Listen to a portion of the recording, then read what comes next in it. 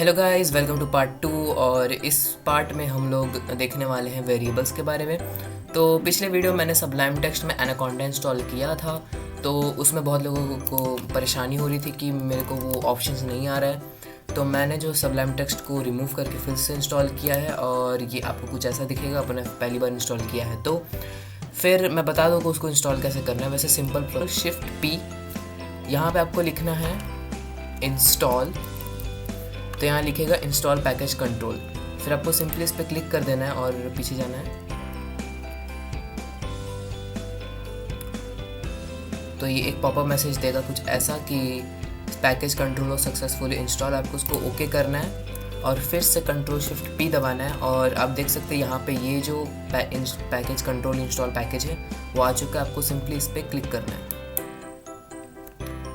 तो फिर जो है यहाँ पे ये जो रिपोजिटरीज है वो लोड कर रहा है। तो हम पीछे चलते हैं, उसको लोड होने देते हैं।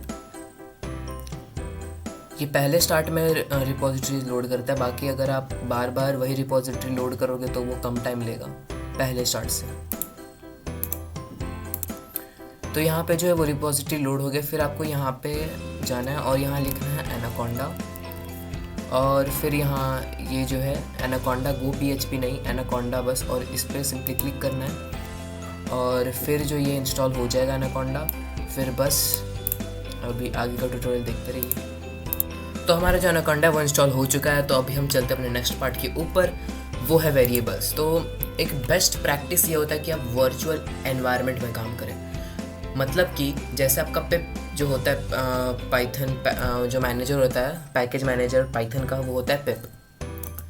तो वो सब डिफाइन करता है कि आपका मतलब कि कैसा आपका एनवायरनमेंट होने वाला है, क्या क्या आप इंस्टॉल कर रहे हो। तो अगर आप पिप इंस्टॉल मतलब लेट्स से पाइथन में गेम बनाने के लिए पाई गेम मॉड्यूल होता है, तो पाई गेम, तो वो क्या करेगा आपके डिफ़ॉल्ट पाथ मतलब पूरे यूनिवर्स, मतलब जो आपका यूनिवर्सल कंप्यूटर होता है, मतलब वो सारे कंप्यूटर में वो पाई गेम एक्सेसिबल होगा कहीं से भी। पर जो बेस्ट प्रैक्टिस होती है वो है सबसे पहले एक प्रोजेक्ट डायरेक्टरी बनाना। तो मैं प्रोजेक्ट डायरेक्टरी बना देता हूँ और यहाँ पे प्रोजेक्ट्स लिख देता हूँ।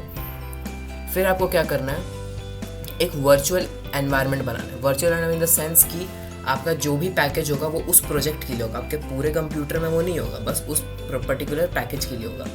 मतलब कि जैसे अगर आप सपोज़, मैं ज़्यादा डीप में नहीं जाऊँगा, आप इसको ऐसे समझिए कि एक तरफ आपको सपोज़ आपको 2 गेम बनाने हैं, ठीक है। तो एक जो पाई गेम यूज़ करता है वो होता है वर्जन, जैसे प्ले स्टोर वर्जन होता है ना, तो वो वर्जन यूज़ करता है 1.0। और आपका एक और गेम है वो एडवांस है, तो वो यूज़ करता है 3.0। तो आप एक साथ दो पाई गेम तो इंस्टॉल कर नहीं सकते, तो इसलिए वर्चुअल एनवायरनमेंट होता है। तो उसको कैसे इंस्टॉल करते हैं मैं बताता हूँ। तो उसको इंस्टॉल करने के लिए आपको लिखना है पिप इंस्टॉल वर्चुअल env। आपको ये लिखना है, एंटर करना है। ये मैंने पहले इंस्टॉल कर रखा है इसे, तो आपको ये नहीं करना है। आपको बस पिप इंस्टॉल वर्चुअल env करके एंटर मारो। अभी हम एंटर मारो, वरना बोलोगे मेरा इंस्टॉल नहीं हुआ। तो आपको ये करना है। उसके बाद मैं स्क्रीन को क्लियर कर देता हूँ और फिर आपको यहाँ पे जैसे अब जहाँ आपका प्रोजेक्ट डायरेक्टरी है, मैं यहाँ पे लिख देता हूँ मेक अ डायरेक्टरी। तो ये सारे, और विंडोज़ के लिए आपका अगर क्लियर स्क्रीन करना है तो वो होता है CLS। तो ये कहाँ से टर्मिनल, ये आपका इन विंडोज़ में कमांड प्रॉम्प्ट होगा। तो आप स्टार्ट मेनू पे जा सकते हो, कमांड प्रॉम्प्ट लिख सकते हो। फिर आपको क्या करना है, यहाँ पे एक और डायरेक्टरी बनाना है जो होगा मेरा वेरिएबल्स नाम का, वेरिएबल्स। और फिर मैं चेंज डायरेक्टरी करूँगा वेरिएबल्स को। तो मैं टर्मिनल क्यों यूज़ कर रहा हूँ, क्योंकि प्रोग्रामिंग में आपको टर्मिनल ही यूज़ करना होता है। क्योंकि आप नॉर्मल जो आपका फाइल एक्सप्लोरर होता है, जैसे ये है मेरा यहाँ पे, वो आप खुद समझ जाओगे कि क्यों यूज़ करते हैं हम लोग। तो फिर आपको क्या करना है, यहाँ पे वर्चुअल env और आपका वर्चुअल एनवायरनमेंट का नाम, मैं जय लिख सकता हूँ, मैं क्या लिख सकता हूँ, मैं को लिख सकता हूँ, पर मैं यहाँ लिखूँगा वेन्व। मतलब नेम कन्वेंशन है, बहुत लोग ऐसे ही करते हैं, वेन्व। तो मेरा जो वर्चुअल एनवायरनमेंट क्रिएट हो गया। फिर इसको एक्टिवेट करने के लिए आपको वेन में जाना है, आपको बिन में जाना है, cd into bin। फिर आपको यहाँ पे एक्टिवेट करना है। एक्टिवेट का एंटर मार दोगे तो एक्टिवेट नॉट फाउंड, विंडोज़ के केस में ये चल जाएगा शायद, पर नहीं चलता तो ./activate। तो देख सकते हो परमिशन डिनाइड हो गया है। तो उसके लिए विंडोज़ में ये चल जाएगा, विंडोज़ में कोई प्रॉब्लम नहीं होनी चाहिए, पर लिनक्स और मैक यूज़र्स के लिए आपको लिखना सोर्स एक्टिवेट। तो अभी आप देख सकते हो कि इससे पहले ये सब जेनियल आ रहा था यहाँ पे, पर अभी अचानक से ये जो है यहाँ वेनव आ गया है, ठीक है। तो वो दिखाता है कि वर्चुअल एनवायरनमेंट क्रिएट हो गया। तो मैं सबलाइम को भी यहाँ क्लोज कर देता हूँ और मैं एक ट्रिक बताता हूँ सबलाइम टेक्स्ट को अपने करेंट डायरेक्टरी में ओपन करने के लिए।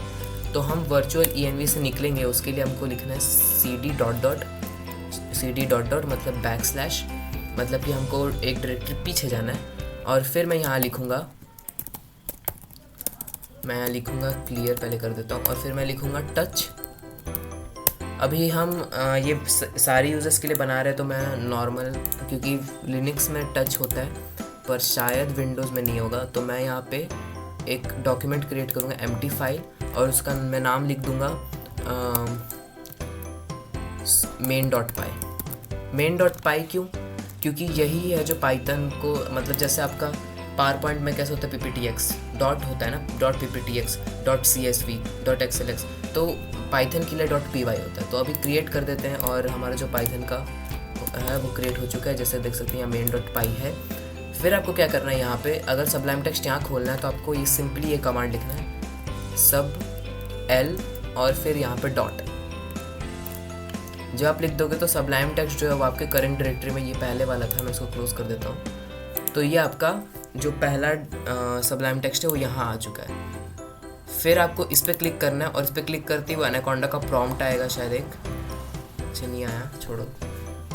तो मैं चेक कर रहा हूँ तो मेरा एनाकोंडा इंस्टॉल है कि नहीं। हाँ, एनाकोंडा इंस्टॉल है मेरा। फिर आपको यहाँ करना क्या है, सबसे पहले हम वेरिएबल्स देखेंगे। तो वेरिएबल्स क्या है, वेरिएबल्स आपने मैथ्स में देखा होगा वेरिएबल्स क्या होते हैं। तो वेरिएबल्स कुछ नहीं होते, मैथ्स जैसा ही है, वो एक अनडिफाइंड क्वांटिटी होती है।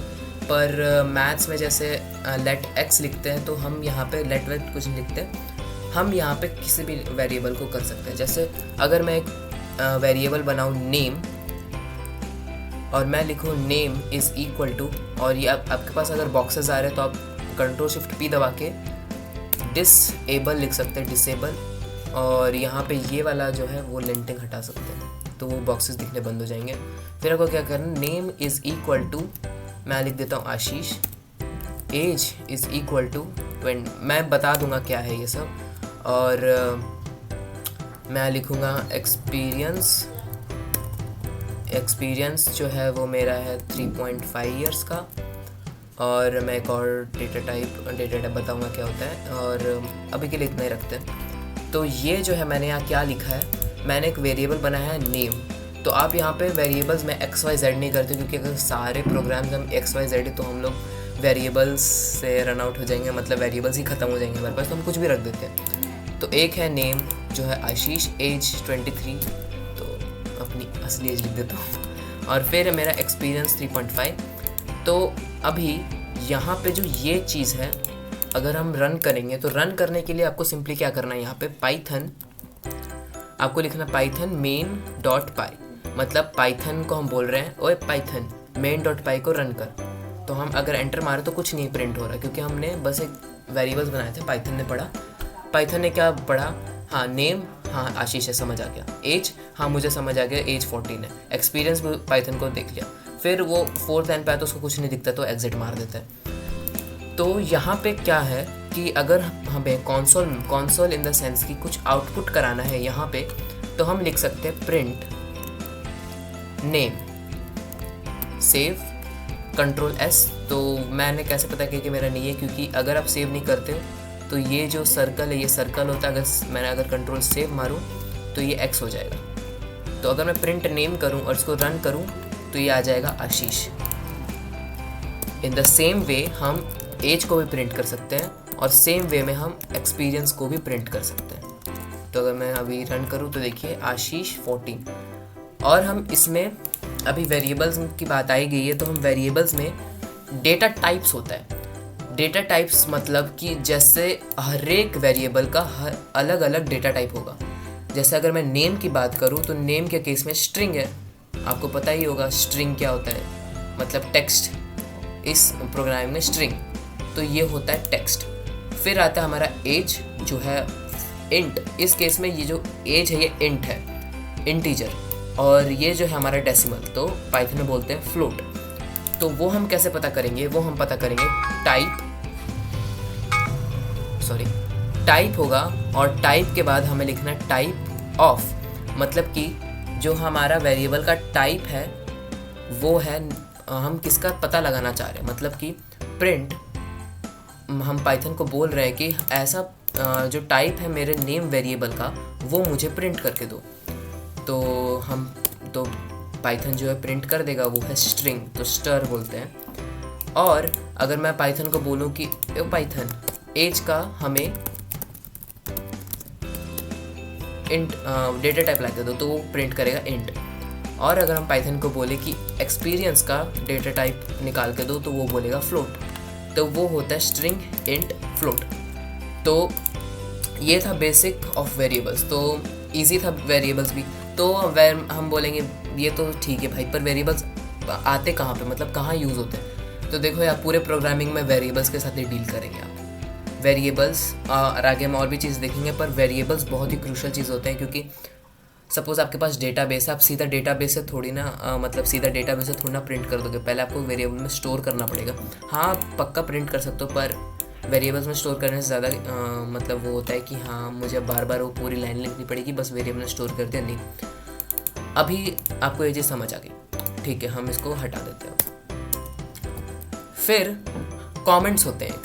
कमेंट्स इन द सेंस कि जैसे आपको कुछ चीज़ें जो प्रिंट नहीं करानी, मतलब मैं अगर आपको बोलूँ कि ये नेम है पर मुझे अभी किसी ह्यूमन को पढ़ाना है, तो मैं क्या करूँगा, यहाँ स्लैश मार के नेम कर दूँगा।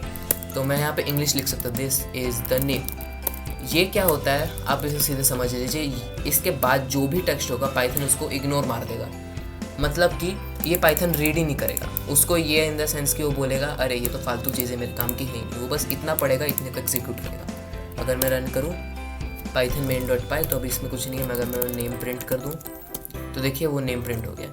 अभी आप बोलोगे एक लाइन का तो ठीक है, पर अगर मेरे को ढेर सारी लाइन लिखनी होगी तो, क्योंकि हाँ ये प्रिंट करता है, ये प्रिंट करता है, तो मल्टी लाइन के लिए एक बार मार दिया, 2 3 हो गया। फिर आपको फिर से 1 2 3 करना है, फिर आपको 3 के बीच में जाना, फिर यहाँ पे आप जो भी टाइप करोगे वो पाइथन इग्नोर कर देगा, उसको रन ही नहीं करेगा वो।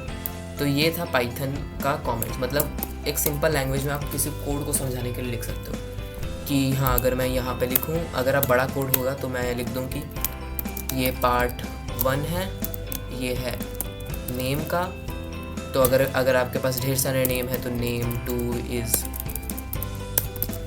2 is equal to let's say Akshay, name 3 is equal to Jay, ऐसे करके आप ढेर सारे नेम लिख सकते हो। फिर पार्ट 3 में तो वो एक सेपरेशन या फिर आप बोलो कि कोड को हेल्प करता है। फिर नेक्स्ट थिंग है हमारा स्ट्रिंग्स। वेरिएबल्स में स्ट्रिंग्स होता है। अभी आप ये बात समझ लेना कि अगर मुझे ए से एच तक प्रिंट करना, अगर कोई बहुत सारे, अगर आप कॉम्पिटिटिव प्रोग्रामिंग जाओगे तो बहुत सारे ऐसे केस आते हैं कि आपको ए से लेकर एच तक प्रिंट करना है एक स्ट्रिंग में, तो आपको सिंपली क्या करना है, यहाँ पे ऐसे डाल के 3 टाइप कर दोगे और फिर बताता हूँ क्या करेगा ये। देखो ए से लेकर एच तक इसने प्रिंट कर दिया है। अभी यहाँ पे एक ये बोल क्या रहा है कि आगे जो है, मैं इधर 0 लिख देता हूँ, तो देखिए ASH ये क्या बोल रहा है कि मुझे पूरा 1 से लेकर H तक का इंडेक्स चाहिए। अगर मैं यहाँ 1 लिख दूँ तो देखिए ये बस SH टाइप कर रहा है। और मैं आपको एक सिंपल सी चीज़ बता रहा हूँ कि आप ये मत समझ लीजिएगा कि ये जो A है वो 1 है। कभी भी प्रोग्रामिंग लैंग्वेजेस 1 से काउंट नहीं करते, प्रोग्रामिंग लैंग्वेजेस हमेशा 0 से काउंट करते। तो इस केस में A जो है उसका इंडेक्स है 0, इंडेक्स इन द सेंस कि वो पोजीशन बताता है। तो अगर मैं यहाँ लिखूँ A का इंडेक्स जो है 0 और मैं इसको पीछे करूँ और इसको रन करूँ तो देखिए A आ गया। अगर मैं यहाँ 1 कर दूँ तो आएगा S, अगर मैं 2 कर दूँ तो आएगा H। तो ये जो होता है ये एक वेरिएबल का पोजीशन बताता है। तो अगर हमें मल्टीपल वेरिएबल्स टाइप करना है तो मैं बोलूँगा मुझे 0 से लेकर H तक चाहिए, तो मैं यहाँ पे 3 टाइप करूँगा। क्यों? क्योंकि ये जो पाइथन ये सोचता है कि मैं 0 को इंक्लूड करूँ, फिर ये बोलेगा 3 तक चाहिए, ठीक है, 1 को भी इंक्लूड करना है, 2 को भी इंक्लूड करना है, पर वो 3 पे आते रुक जाता है। अरे बाबा 3 है, 3 को एग्जीक्यूट नहीं, मतलब वो 3 को रन नहीं करता है। फिर हम यहाँ पे इसको रन करेंगे तो देखिए ASH, अगर हमें I तक चाहिए तो हमें 0 1 2 3 4 मतलब 4 तक करना होगा, क्योंकि वो जो S है वो उसको वह एग्जीक्यूट नहीं करेगा। तो आ गया आशी। ठीक है, तो ये था बेसिक्स ऑपरेशन ऑन वेरिएबल्स। तो आपको अभी तक जो भी मैंने पढ़ाया वो शायद समझ आ गया होगा। अगर कुछ डाउट है तो नीचे कमेंट कर सकते हैं। तो वेरिएबल्स के लिए इतना ही, और नेक्स्ट पार्ट में हम देखेंगे लिस्ट्स और डिक्शनरीज के बारे में, और फिर हम आगे जाएंगे और बहुत सारे प्रोजेक्ट्स बनाएंगे पाइथन में, ताकि आपको एक अच्छे से अंडरस्टैंडिंग हो जाए। तो तब तक के लिए अगर कुछ डाउट है तो नीचे कमेंट डाउन कर देना। बहुत सारे माध्यम है मेरे तक पहुंचने के लिए, नीचे डिस्क्रिप्शन सब कुछ मिल जाएगा। तब तक के लिए मिलते हैं नेक्स्ट ट्यूटोरियल में।